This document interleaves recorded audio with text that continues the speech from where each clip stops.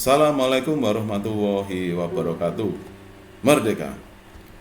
Pada kesempatan kali ini saya akan memaparkan pemikiran filosofis Ki Hajar Dewantara. Ini adalah merupakan tugas demonstrasi kontekstual modul 1.1. Terlebih dahulu perkenalkan, nama saya Eko Siswanto. Saya CGP Angkatan 5 Kabupaten Jepara.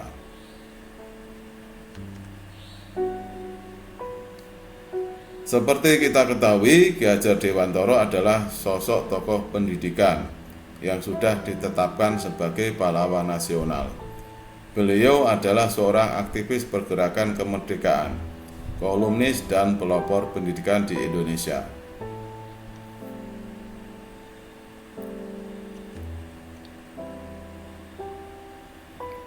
Tujuan pendidikan menurut Ki Hajar Dewantara adalah menuntun segala kekuatan kodrat yang ada pada anak-anak agar mereka dapat mencapai keselamatan dan kebahagiaan yang setinggi-tingginya, baik sebagai manusia maupun anggota masyarakat.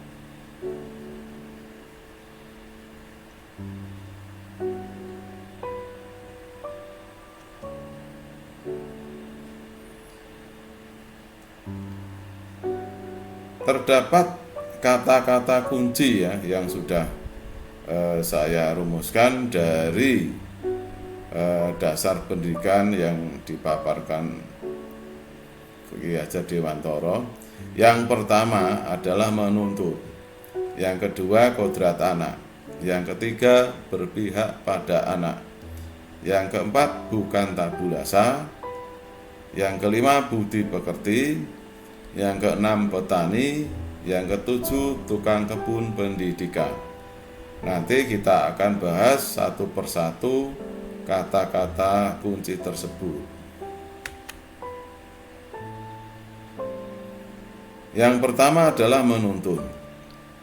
Maksud pendidikan itu adalah menuntun segala kekuatan kodrat yang ada pada anak-anak agar mereka dapat mencapai keselamatan dan kebahagiaan yang setinggi-tingginya, baik sebagai manusia maupun anggota masyarakat. Menuntun ini kata lainnya adalah pamong gitu ya.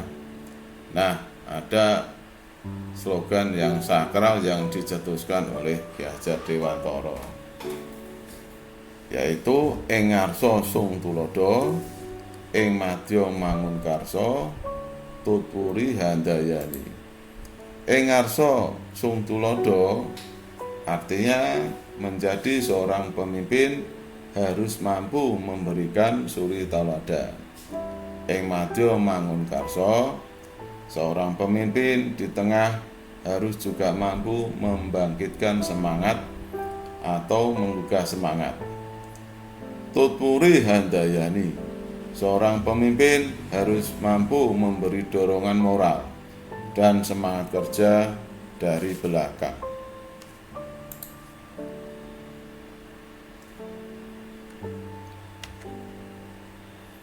Selanjutnya adalah kodrat anak. Kodrat anak itu ada dua yang sudah dimiliki sejak lahir ya, yang diberikan oleh alam ini. Yang pertama adalah merdeka, yang kedua bermain. Manusia merdeka adalah manusia yang hidupnya lahir atau batinnya tidak tergantung kepada orang lain, akan tetapi bersandar atas kekuatan sendiri. Itu adalah makna manusia merdeka. Kodrat anak adalah bermain. Nah, bermain ini merupakan kodrat yang dimiliki anak ya dari kecil ya. Nah, dari kodrat anak bermain ini akan dapat menciptakan pikiran, perasaan, kemauan dan tenaga ya. Cipta rasa karsa, budi pekerti ya, sehingga menjadi menjadikan anaknya menjadi orang-orang yang sempurna gitu. Di sekolah mungkin konsep bermain bisa kita terapkan ya, misalkan dengan melakukan permainan congklak. Nah, ini adalah merupakan konsep matematika strategi ya. Atau mungkin dengan gobak sodor. Nah, ini mempunyai nilai-nilai strategi. Selanjutnya, berpihak pada anak. Bebas dari segala ikatan, dengan suci hati mendekati sang anak, bukan untuk meminta sesuatu hak, melainkan untuk berhamba pada sang anak. Nah, ini ada kata-kata ya, berhamba. Ini maksudnya adalah memberi keleluasaan kepada anak ya, untuk berkembang seoptimal mungkin. Jadi dalam konsep melakukan pendidikan ini, seorang guru ini harus semurni-murninya gitu ya, dan seikhlas-ikhlasnya ya. Sebab cinta kasihnya kepada anak-anak ini boleh dibilang merupakan cinta kasih yang tidak terbatas. Selanjutnya adalah bukan tabulasa. Anak bukan kertas kosong yang bisa digambar sesuai keinginan orang dewasa. Anak lahir dengan kekuatan kodrat yang masih samar-samar. Tugas pendidik adalah menuntun anak untuk menebalkan garis samar-samar agar dapat memperbaiki lakunya menjadi manusia seutuhnya. Nah, bagaimana cara menebalkan laku anak dengan kekuatan konteks diri anak dan sosial kultural budaya ya? Nah, ada tahapan-tahapan ya untuk menebalkan laku anak dengan kekuatan konteks diri anak. Nah, ini sudah dirumuskan oleh sebuah sanggar anak alam ya di Yogyakarta. Yang pertama ya, ada tahapannya. Tahap pertama adalah wiraga. Ini umur 0 sampai 8 tahun. Nah, ini mungkin anaknya itu masih PAUD itu ya, di mana anak-anak ini akan mengeksplorasi pengalaman raga, indera, imajinasi. Tahapan selanjutnya wiraga wirama. Ini umur 8 sampai 16 tahun. Nah, ini anak-anak mulai mengenal dan menguasai teks. Ini paling tidak anak-anak ini sudah menginjak usia SD ya. Yang tahapan selanjutnya wiraga wirama. Ya, ini umur antara masih 8 sampai 16 tahun. Tapi dalam tahapan ini ya, ini anak-anak mulai untuk memperdalam dan memperluas konteks keterampilan bertanyanya. Selanjutnya adalah wirama. Nah, wirama ini umur antara 16 sampai 24 tahun. Nah, ini anak-anak ini sudah mungkin kategori tingkat setingkat SMA gitu, dan merupakan seorang pelajar yang mandiri yang mempunyai orientasi pilihan hidup atau passion gitu ya.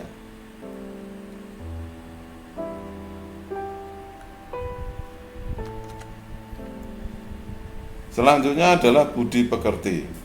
Budi pekerti, watak, karakter adalah bersatunya perpaduan harmonis antara gerak pikiran, perasaan, dan kehendak atau kemauan, sehingga menimbulkan tenaga atau semangat. Budi pekerti ini terdiri dari dua kata, budi dan pekerti. Budi ini jabaran dari cipta, rasa, karsa, yaitu pikiran, perasaan, kemauan. Pekerti itu ada lah tenaga atau raga. Cipta ini untuk menajamkan pikiran, ya. Olah rasa ini untuk menghaluskan rasa, olah karsa untuk menguatkan kemauan, olah pekerti untuk menyehatkan raga. Jadi pendidikan itu holistik dan seimbang. Kala sudah seimbang, maka akan menghasilkan kesempurnaan budi pekerti, membawa anak pada kebijaksanaan. Petani. Seorang petani dalam hakikatnya sama kewajibannya dengan seorang pendidik yang menanam jagung misalnya. Hanya dapat menuntun tumbuhnya jagung, ia dapat memperbaiki kondisi tanah, memelihara tanaman jagung, memberi pupuk dan air, membasmi ulat-ulat atau jamur-jamur yang mengganggu hidup tanaman padi, dan lain sebagainya.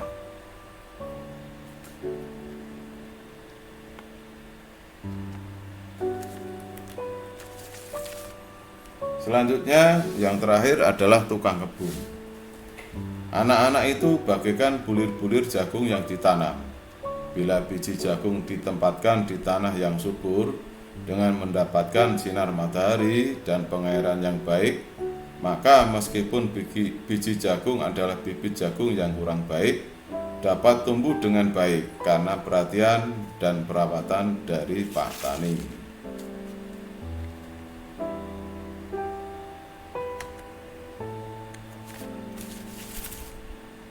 Dari filosofi pendidikan oleh Ki Hajar Dewantara ada pesan-pesan kunci yang sudah penulis rumuskan. Yang pertama adalah guru dan murid berkolaborasi untuk menginisiasi atau menciptakan kedalaman rasa, ya, spiritual, intelektual, ya, dan sosial untuk mencapai keselamatan dan kebahagiaan sebagai manusia. Yang kedua, siswa dan guru merdeka belajar yang berkolaborasi bersama menggali dan mengembangkan potensi siswa dan mengakomodasi karakteristik masing-masing untuk mewujudkan student well-being.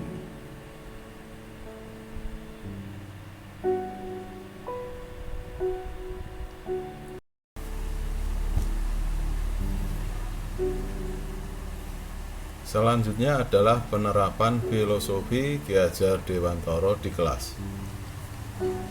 Seorang pendidik dalam menjalankan tugasnya harus bisa menjadi among, yaitu ing ngarsa sung tulodo, ing madya mangun karsa, tutpuri handayani.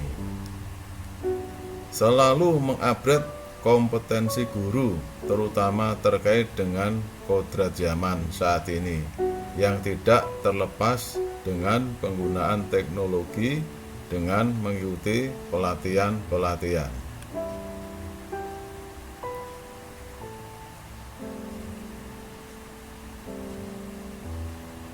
Selanjutnya yaitu untuk menerapkan berpihak pada anak, yaitu memberi kesempatan seluas-luasnya kepada siswa untuk bertanya, melakukan eksperimen atau tindakan, dan memberikan penghargaan pada anak yang berprestasi. Selanjutnya, dalam menerapkan proses pengajaran harus memperhatikan tahapan tumbuh kembang anak. Misalnya, tidak menggunakan kalimat atau kata yang tidak relevan dengan usia anak. Selanjutnya adalah memberi tugas praktek lapangan untuk memberi ulasan budaya lokal daerah sehingga menumbuhkan budi pekerti anak. Masih penerapan filosofi Ki Hajar Dewantara di kelas, yaitu menuntun dengan sabar tumbuh kembangnya anak, memperhatikan kesulitan anak dalam belajar, selalu mensupport anak untuk selalu bersemangat dalam mengikuti pelajaran. Nah, tantangan yang dihadapi dan solusinya. Yang pertama, guru kadang mengalami kemerosotan akan fungsinya menjadi contoh tauladan, pemberi dorongan dan semangat. Solusinya adalah perlu adanya pembinaan berkala. Tantangan selanjutnya adalah kemampuan guru yang tidak sesuai dengan kodrat zaman. Solusinya adalah guru mengikuti pelatihan-pelatihan untuk mengupgrade kompetensi. Anak bosan dengan pengajaran yang monoton. Solusinya kadang memberi ice breaking ketika berlangsung pembelajaran. Tantangan selanjutnya, guru bertindak bukan seorang pelayan, tapi minta dilayani. Solusinya, memberi pembinaan berkala untuk meningkatkan tupoksi guru.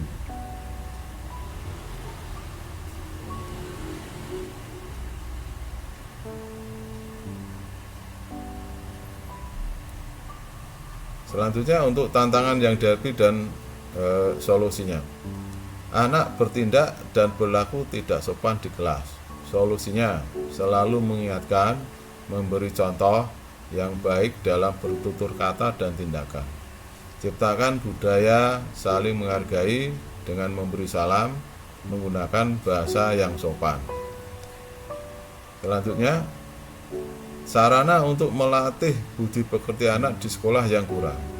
Solusinya, menciptakan terobosan-terobosan baru dalam melakukan pengajaran yang murah, seperti menggambar, menciptakan model baru seni ukir yang tidak banyak menggunakan biaya, tapi dapat melatih anak mengenalkan budaya lokal yang adiluhung.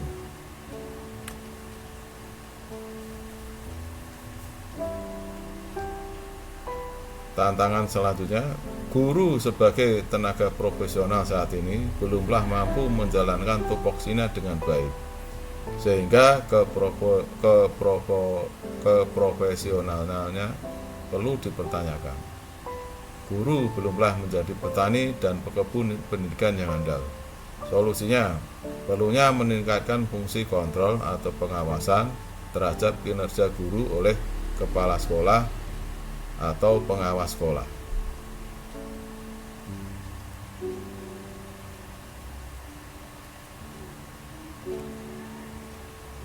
Begitulah yang dapat saya sampaikan, semoga bermanfaat. Wassalamualaikum warahmatullahi wabarakatuh. Merdeka!